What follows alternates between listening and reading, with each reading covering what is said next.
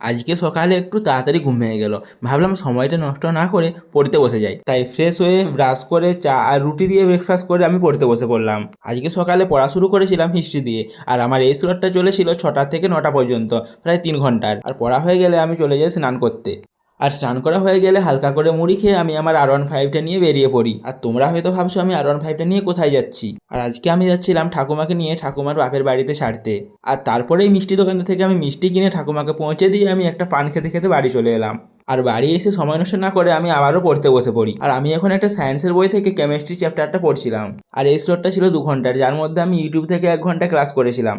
আর তারপর দুপুরের খাওয়ার টাইম হয়ে যায়, তাই মা আমাকে খেতে দিয়ে দেয়। আর আমি খাওয়া হয়ে গেলে কিছুক্ষণ ঘুমিয়ে পড়েছিলাম। তারপর ঘুম থেকে উঠে আমি বিকেলের দিকে চলে গিয়েছিলাম টিউশন পড়াতে। সন্ধ্যেবেলায় বাড়ি এসে 1 কাপ চা, তার সাথে হালকা টিফিন খেয়ে আমি আমার এনার্জি ফুল করে আবার পড়তে বসে পড়ি। আর আমার এই স্লটটা ছিল 3 ঘন্টা, 7টা থেকে 10টা পর্যন্ত। সারাদিন যেহেতু ম্যাথ করা হয়নি, তাই এখন রাত্রেবেলায় আমি ম্যাথ নিয়ে বসেছিলাম।